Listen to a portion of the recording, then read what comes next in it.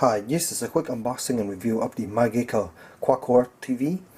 This model here is ATV585. This is MyGica new version for 2015. As you can see here, this one runs Android KitKat 4.4. It also features one of the new chips that can handle H.265 decoding. You can see some of the features up here: AirPlay, browser, music, photos, games, and movies. So, come in a box like this. And in the back here, you have a little bit more information about the product, and then you have a QR code here. Let's just unbox it and see what comes inside. Right, we have a little card here about warranty stuff. We have the MyGica player right here, very small player. Just look like about an Apple TV size, but a little bit thinner. You got the built-in antenna right there.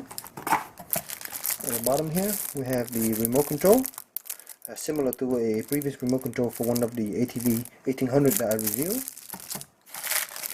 Then you have the power supply. We have a little dongle here that turn a 3.5mm plug out to RCA. It just looks like an HDMI cable. 2 batteries for the remote. And then we have some warranty information and then a quick start information in different language here. That's basically about it. So here's the bottom of the unit. You can see got a nice rubberized bottom and it's a little bit lifted off.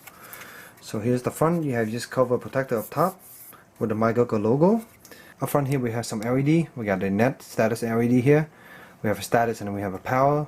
And then up front here we have the IR blaster, as you can see. So on the side here we have a micro SD port and then 2 USB ports. I'll flip to the back. We have the antenna here, power, HDMI, AV out, and then we have the LAN. And then on the left side is nothing. So there you go, very small little unit. So here's the remote control. As you can see, you got a power button for the unit. You also have this area here for the TV control, so power for the TV. Number pad here, information, search. You have a little mouse cursor here you can press to turn it into a mouse cursor. I'll demonstrate that a little bit later. You got your arrow key here, up and down, and then you have the OK button in the middle, home. You have the context menu, back. You have the volume control here and also a mute button, and then you have a dedicated Netflix, setting, Play Store, and then Xbmc. And that's basically pretty much the remote control, pretty simple. So the unit takes about 30 seconds or so to boot up into this welcome screen, and here you can pick the different language, your choice of English, Chinese or Korean it seems, followed by the adjustment of the screen size here so you can get it to adjust correct for your TV. Then finally come the network selection where you can select Wi-Fi or Ethernet, and then finally you will get the home screen. And here's some of the application you can launch and you can browse with the remote control that I have. You can add more app by picking from the app list of all your apps. Up top here you can also go up here to go to the setting area. You have here some display setting. Under here you can pick some stuff like different codecs. You have advanced setting, mirrorcast, remote control. Finally you have the other here. You can go to more setting to look at the latest Android, your typical Android setup here. So this is what you can see from here.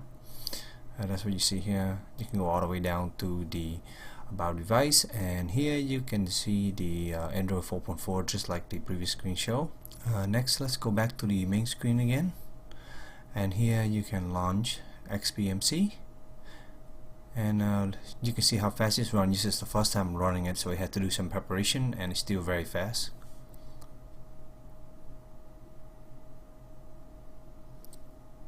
Then now it's launching again, and now we are here in Xbmc. As you can see, I believe this is running version 14 and it's version 15 out already.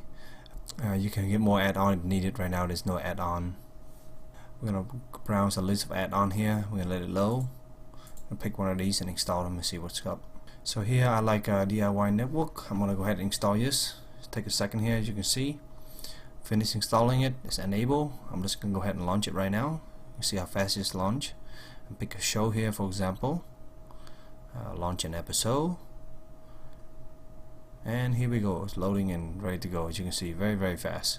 Of course I'm using this on the Ethernet line, so it's going to be a little bit faster than the Wi-Fi. We can go back and look at some of the other settings here. Of course you have music, program, your typical Xbmc stuff. Another thing we're going to do is play some file from a flash drive. So here we go, plug file. That's my SDA card I have plugged in, and we can browse to one of my review video here. As you can see, click on it, load immediately, very fast.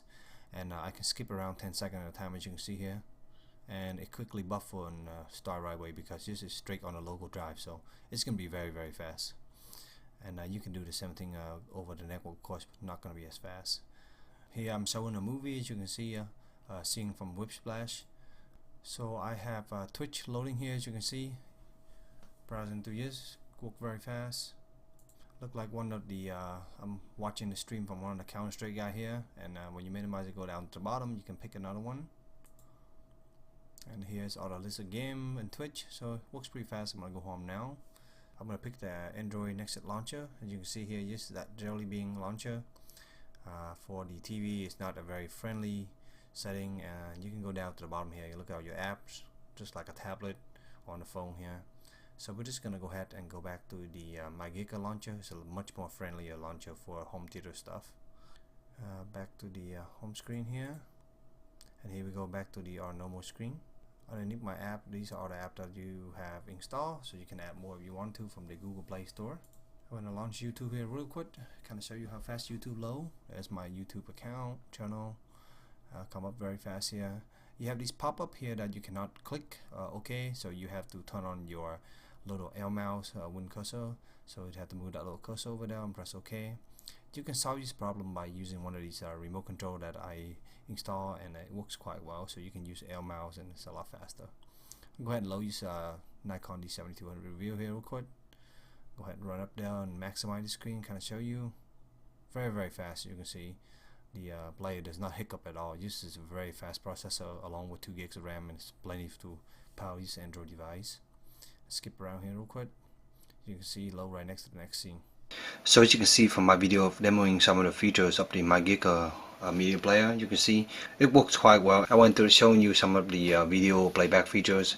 Of course, this is a full-fledged Android device, so you can use this to basically do anything you want that has an Android app. There are some restrictions and some quirkiness, by the way. So let's say you want to play some game, and a lot of Android game, of course, just like mobile game, they are touchscreen based, so it's going to be a little bit tricky to play that without a touchscreen. You can use the L mouse and use L gesture and kind of move around and click on stuff, but game that works quite well, or a game that designed with a controller in mind, so you can plug in, for example, an Xbox 360 controller or a PS4 controller and do that. There's a lot of instruction and a tutorial on the YouTube for those kind of things, so you can check those out. But generally, it's a very fast processor. And you can see here you have 2 ports, so the other port can be used to plug in the mouse and keyboard or something. You can of course also use the USB hub to extend even more port if needed. There's a micro SD card here to watch stuff, playback stuff, or you can use that for expanding space if you like. So as you can see, the unit is very small. I like the shape of this unit. It looks very nice, and it's actually thinner than an Apple TV device. Roughly about an Apple TV size. Overall, it's a very sleek looking device. I love leaving this right below my TV. It looks really nice. When you're using the device, this LED will constantly blink. You turn it on, there's a ring light, and as soon as you have internet network connection, it's going to be flashing. So the light can be pretty distraction if you care about those things. Unfortunately, there's no way to turn this light off. You can tape it up if you care that much, but they're very small little light, and you can see them blinking from far away. So overall, yes, MyGica ATV585 is a really nice Android device for your TV. You can use this to play all your media, and you can plug anything in there and just play basically any format that Android can handle. So you have a lot of extensibility on this device. I use this on and off for about 2 weeks, and during that process I add a few apps, have no issues with them. They launch quite well, and I think over time I feel like a lot of Android devices over time they slow down a little bit. I have another MyGica box, the high-end version, the 1800, and that version over the past 6 months or so still works very well. I do not install a lot of apps on them. Mostly I stick with doing stuff like Plex, YouTube, those kind of things. So I hope your short little review helped you in your purchase decision, and if you have any question, please let me know in a comment below, and as always, stay tuned for future review. Thank you.